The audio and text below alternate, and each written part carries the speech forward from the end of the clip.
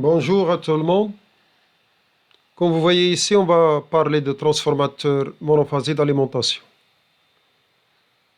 On va diviser cette vidéo en deux parties. Partie qui traite le transformateur idéal et une partie qui parle de transformateur réel, c'est-à-dire avec des pertes.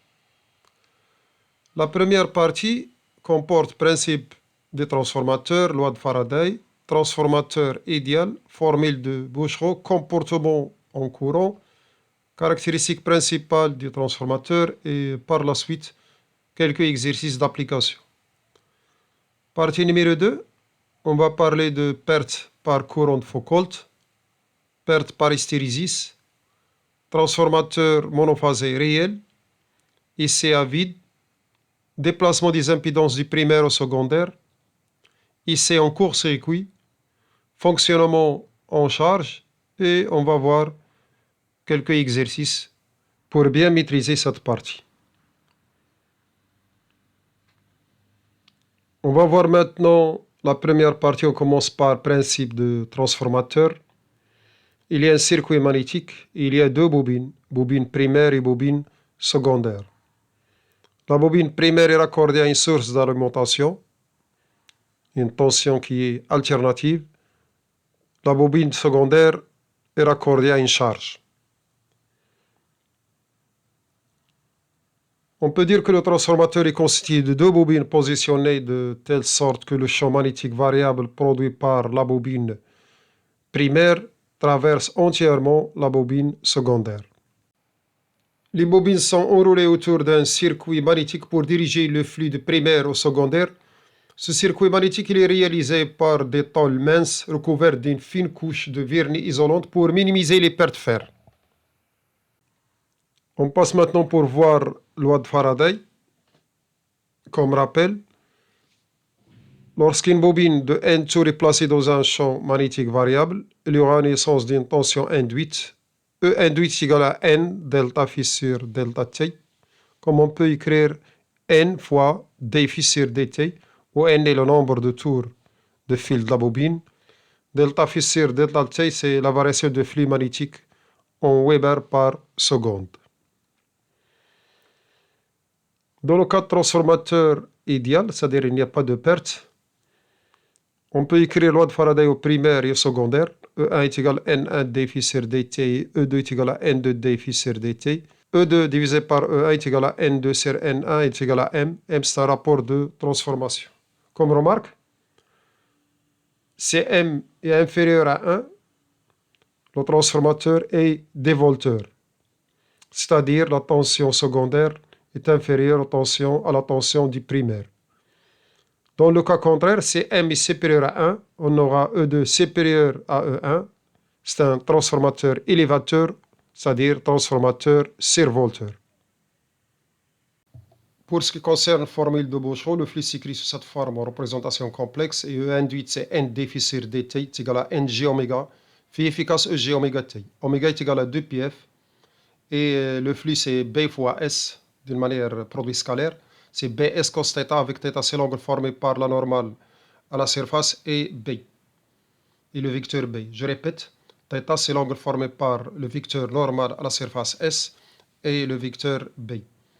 Donc E efficace s'écrit sous cette forme.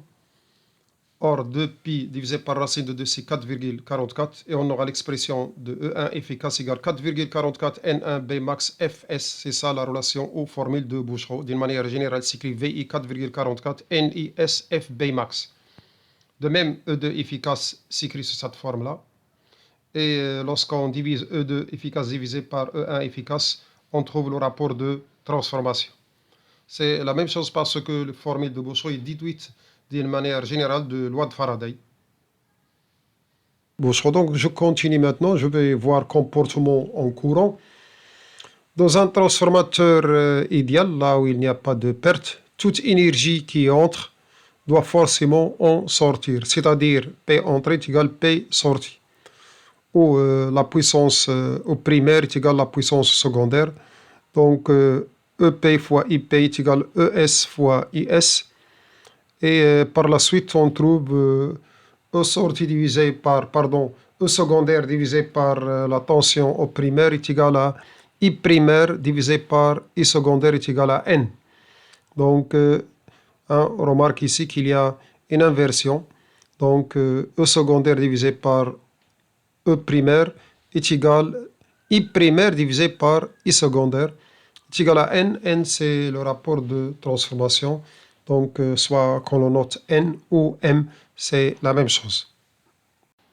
On va traiter maintenant l'exercice 2. Une charge résistive est reliée au secondaire d'un transformateur consomme 10 watts. Le rapport de tour est M égale à 1 quart. La tension appliquée au primaire est de 200 volts. Question: calculer ES, IS et IP. On va appliquer cette relation déjà vue dans le cours. M, le rapport de transformation, est égal à ES divisé par EP, tension secondaire, tension primaire, est égal à NS sur NP, est égal à IP sur IS. Solution: E secondaire, c'est EP fois M, 200 fois 0,25, c'est 50 volts. B, la puissance au primaire est égale à la puissance au secondaire parce que le transformateur, c'est un transformateur idéal, il n'y a pas de perte. On peut calculer le courant par cette relation, le courant d'entrée et le courant de sortie. Comme on peut aussi trouver le courant au secondaire, c'est PS divisé par ES, c'est 10 divisé par 50, c'est 0,2 ampères. Et on peut appliquer cette relation-là pour trouver IP. C'est S fois M est égal à 0,2 fois 0,25, c'est 0,005 ampères. Bien, on a terminé cette partie qui est la partie 1. Par la suite, on va voir la partie 2, là où on va traiter un transformateur réel, c'est-à-dire avec des pertes. Je vous rappelle que dans cette partie, on va traiter perte par courant de Foucault, perte par hystérésis, transformateur monophasé réel, IC à vide, déplacement des impidances des primaires au secondaire, IC en court-circuit, fonctionnement en charge et par la suite, calcul de rendement et des exercices d'application. On va voir perte par courant de Foucault. On a ici le primaire et le secondaire. Lorsqu'on applique une tension au primaire, il y aura un flux qui va circuler de primaire au secondaire pour produire un courant dans le secondaire. Ce flux va produire aussi un courant de fuite dans ce circuit magnétique parce que le circuit magnétique est aussi conducteur de l'apparition d'un courant dit courant de Foucault. Ce courant va produire un échauffement dans ce circuit magnétique parce que ce circuit possède aussi une résistance dite résistance magnétique. On va noter cette résistance Rm. Comme remarque, pour minimiser ou limiter les pertes par courant de Foucault, il faut minimiser la circulation de ce courant ou de ces courants. Pour cela, on va feuilleter le circuit magnétique. On va créer des feuilles ou des lames minces recouvertes de couches isolantes. Donc ce circuit, il est réalisé à partir des lames minces recouvertes des couches isolantes, par exemple vernis. Perte par hystérésis. On a ici une courbe d'induction magnétique B en Tesla en fonction de H en ampères par mètre. Qu'est-ce qu'on remarque? Il y a une courbe d'aller et une courbe de retour. Dans le cas idéal, cette courbe doit passer par l'origine. Qu'est-ce qu'on remarque? Que les deux courbes ne sont pas identiques d'une part, et d'autre part, lorsque le courant est nul, il existe un champ magnétique. Ce champ, il est positif pendant le retour et négatif pendant l'aller. Bien, cela va produire une perte dite perte par hystérésis. On peut écrire les pertes par hystérésis, c'est une forme de perte d'énergie due à la magnétisation et la démagnétisation répétée de matériaux. Et on note XM réactance magnétique. Après avoir vu les pertes hystérésis et Foucault, on va voir maintenant comment on modélise un transformateur monophasé réel. On a ici XL1 et XL2 sont des réactances de fuite dues au couplage magnétique imparfait entre les enroulements primaires et secondaires. R1 et R2 sont des résistances des enroulements primaires et secondaires. On peut les mesurer par des ohmmètres. Rm, résistance magnétique. Xm, réactance magnétisante ou réactance magnétique. On va voir maintenant les CA vide. Lorsqu'on applique une tension au primaire égale à I10, il n'y a pas de charge au secondaire. Parce qu'il n'y a pas de charge au secondaire, automatiquement, le courant I2 au secondaire égale à 0. On peut utiliser cette relation et on déduit que le courant qui circule dans le primaire du transfo idéal, c'est aussi nul. Donc ici, on a un courant nul. De même, ici, c'est un courant nul. Ici, parce qu'il n'y a pas de charge, ici, il vient de cette relation de transformateur idéal. Le courant I2 égale à 0. Donc R2 et L2 n'ont aucun effet, n'ont aucun intérêt, donc on doit éliminer la résistance R2 et la bobine L2. De même, le courant qui circule ici il est très faible, parce que le transfo n'est pas chargé. Et R1 et L1 sont faibles aussi, donc on peut les négliger ou on peut l'éliminer. Et finalement, on peut représenter un transformateur qui n'est pas chargé par ce schéma-là. D'où l'intérêt d'étudier cette partie-là. J'ai déjà publié une vidéo qui traite le circuit R en parallèle avec L. Voilà l'expression 1 sur Z est égal à 1 sur R plus 1 sur JXL. On tire le module de Z est égal à cette expression. Et θ, le déphasage courant-tension, est égal à tangente moins 1 de R sur XL. On peut calculer le courant I total par la relation E sur Z, loi d'Ohm. On peut trouver soit l'efficace, soit le max en utilisant cette relation. On va écrire ici E total efficace est égal à E efficace divisé par le module de Z. Comme on peut écrire E total max est égal à E max divisé par le module de Z. On a P est égal à E efficace au carré divisé par R. Q c'est E efficace au carré divisé par XL.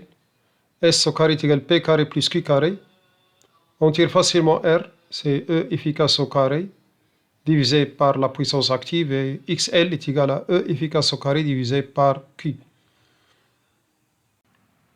On revient à notre schéma de transformateur ici à vide et on applique une tension I10 et on mesure I10 et U20.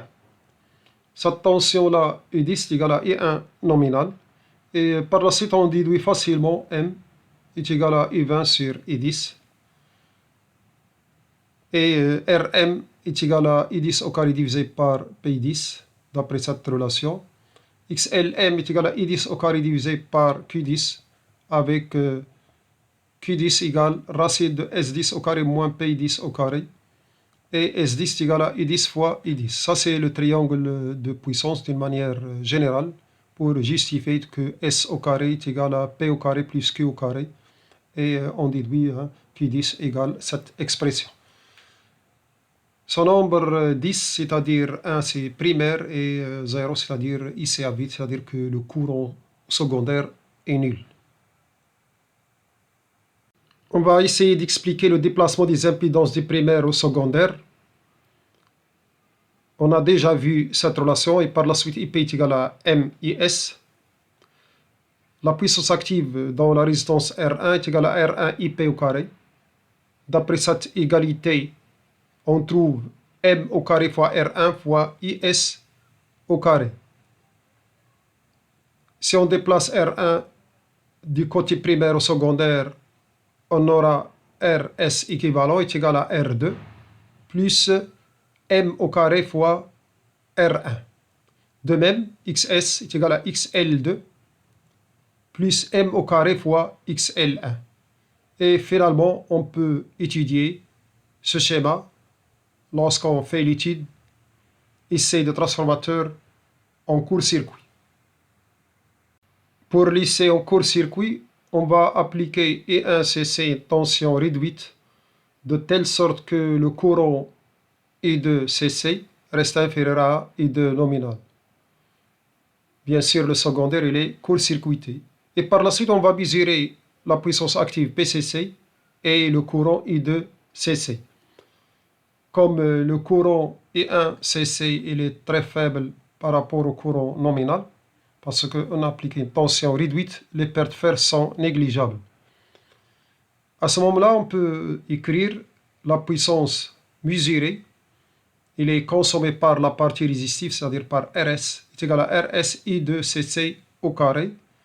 Et on déduit directement RS est égal à cette expression. On a I2CC est égal à M et 1CC. On va s'intéresser uniquement au secondaire de transformateur. On va appliquer la loi de May et on va écrire I2CC est égal à RS fois le courant I2CC plus JXS fois le courant I2CC. Voilà l'égalité qu'on a dictée. Et I2CC est égal à M et 1CC. Par la suite, on va utiliser cette représentation diagramme de Fresnel, l'axe des réels et l'axe des imaginaires. Et par la suite, M1 et CC au carré est égal à RS et 2 CC, le tout au carré, plus XS et 2 CC, le tout élevé au carré. Et on tire facilement l'expression de XS. D'après cette relation-là, on tire XS égale racine de M et 1 CC au carré divisé par I de CC élevé au carré, moins RS au carré. Et on a déjà trouvé l'expression de RS. D'où l'utilité de montage ou de l'essai en court-circuit, c'est pour trouver XS et RS. Pour le fonctionnement en charge, on va brancher une charge secondaire et on va appliquer une tension E1. Par la suite, lorsqu'on utilise la loi de May, on va trouver I20 égale I2 plus RS fois le courant I2 plus JXS fois le courant I2. On va représenter cette égalité dans un diagramme de Fresnel ou diagramme vectoriel, nommé diagramme de Cap. C'est ça le diagramme de Cap. Θ, c'est le déphasage entre I2 et I20. Θ est très faible. Par la suite, si on projette I20 dans l'axe des X, on aura cette partie-là. C'est I20 cos θ, puisque θ est très faible, on aura la projection ici, c'est I20. Et I20 égale à la somme de ces trois parties qu'on va détailler. Parce que l'angle qu'on a ici, c'est phi, on a ici pi sur 2 moins phi. Et comme la somme de ces trois angles, c'est pi, on va trouver ici, c'est l'angle phi. On va faire la projection. On aura I20 égale I2 plus RS I2 cos phi plus cette partie-là, c'est XS I2 sin phi. On aura cette égalité. Finalement, delta I, c'est-à-dire U20 moins I2, égale RS I2 cos phi plus XS I2 sin phi. Comme RS et XS peut être calculé par lycée en court-circuit, et I2, c'est le courant qu'on peut mesurer au secondaire. Phi, c'est le déphasage imposé par la charge. C'est les résistifs, donc c'est phi égale à 0. Sinon, on peut le calculer par l'argument de Z. Et on trouve facilement delta I. Je vous rappelle que cette relation est valable lorsqu'on fait une approximation, dite approximation de Cap, on néglige cette partie-là. C'est-à-dire, on a pris θ égale à 0. Avant d'achever cette vidéo par un exercice, on va voir les caractéristiques parce qu'ils sont très importants. Dans les fils signalétiques, on rencontre généralement tension au primaire ou de primaire, tension secondaire avec charge ou sans charge, fréquence, puissance maximale exprimée en volts ampères, c'est la puissance apparente, ou le courant max à pleine charge, bien sûr au secondaire. Voilà, on a ici un exemple. La puissance est 0,8 kVA, c'est-à-dire 800 volts ampères.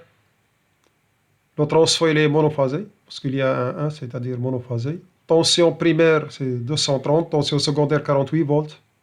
Fréquence varie entre 50 et 60 Hz, donc on peut appliquer une fréquence qui est comprise entre 50 et 60 Hz.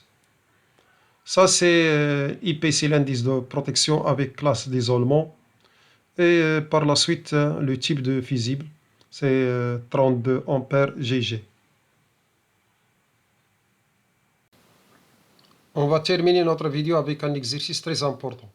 Parce que si on répond bien à ces questions ici, on peut faire l'étude de n'importe quel transfo monophasé sans aucun problème.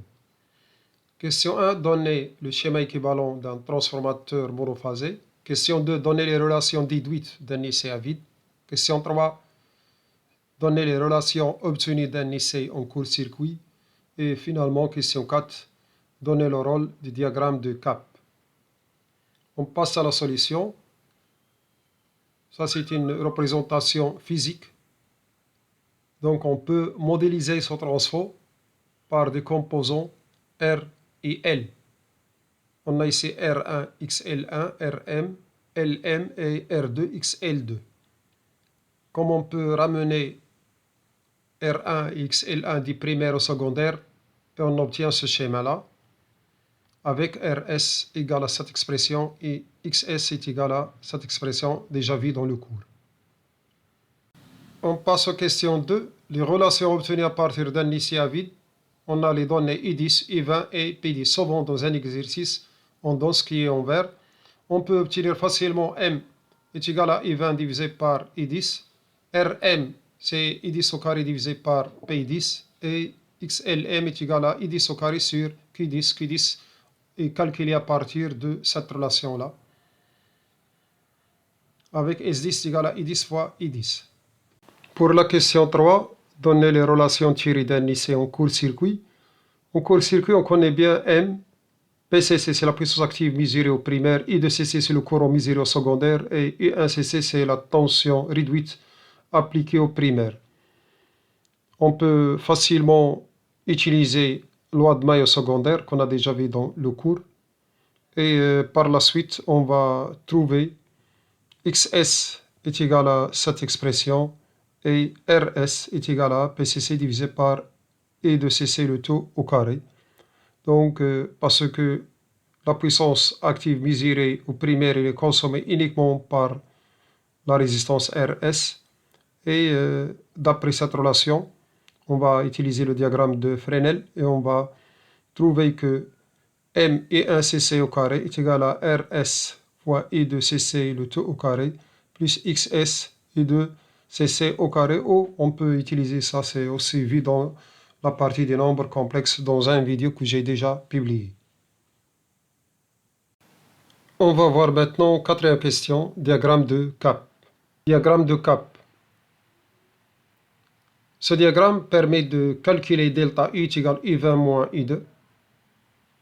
U20 moins U2, c'est-à-dire la tension à vide moins la tension pleine charge, est égal à RS I2 cos phi plus XS I2 sin phi. RS et XS sont tirés par l'IC en court-circuit. I2 c'est le courant tiré par la charge. U2 c'est la tension au bord de la charge et phi c'est le déphasage entre le courant et tension au bord de la charge. Il est imposé par la charge.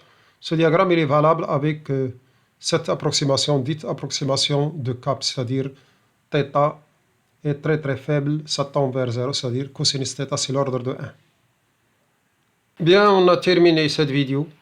Faites un like et abonnez-vous pour recevoir automatiquement le prochain cours et merci de votre attention.